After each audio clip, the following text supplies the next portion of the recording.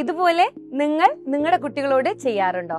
എങ്കിൽ ഈ പ്രതികരണമാണ് നിങ്ങൾ നിങ്ങളുടെ കുട്ടികളോട് ചെയ്യുന്ന ഏറ്റവും വലിയ തെറ്റ്. ഇപ്പോഴത്തെ കാലത്ത് ഫോൺ കംപ്ലീറ്റ്ലി ഒഴിവാക്കി കുട്ടികളിൽ നിന്ന് മാറ്റി വെക്കുക എന്നുള്ളത് പോസിബിൾ ആയിട്ടുള്ള കാര്യമല്ല. എന്നാൽ കുട്ടികൾക്ക് ഫോൺ നൽകുന്ന സമയം കൃത്യമായി നിശ്ചയിക്കപ്പെടുക. കുട്ടിയും പാരന്റും തമ്മിൽ ഒരു ഓപ്പൺ കമ്മ്യൂണിക്കേഷൻ ഇവിടെ ആവശ്യമാണ്.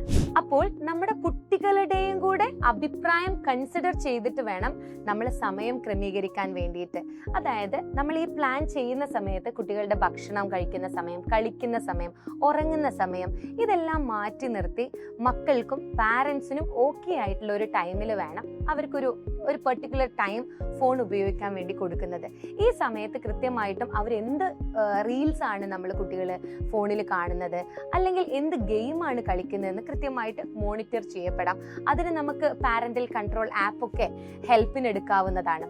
ഇതിൽ കുട്ടി സഹകരിക്കാതിരിക്കുകയോ അല്ലെങ്കിൽ പാരന്റും കുട്ടിയും സെറ്റ് ചെയ്തിട്ടുള്ള കാര്യങ്ങളിൽ നിന്ന് കുട്ടി ബ്രേക്ക് ചെയ്യുകയോ ചെയ്താൽ നമ്മുടെ കുട്ടികളുടെ അടുത്ത ദിവസത്തേക്കുള്ള ഫോൺ ടൈം കുറക്കുമെന്നുള്ളതും അല്ലെങ്കിൽ അവർക്ക് ഇഷ്ടപ്പെട്ട ഒരു കാര്യം കട്ട് ചെയ്യും എന്നുള്ളതും കൃത്യമാക്കുക ആദ്യം തന്നെ.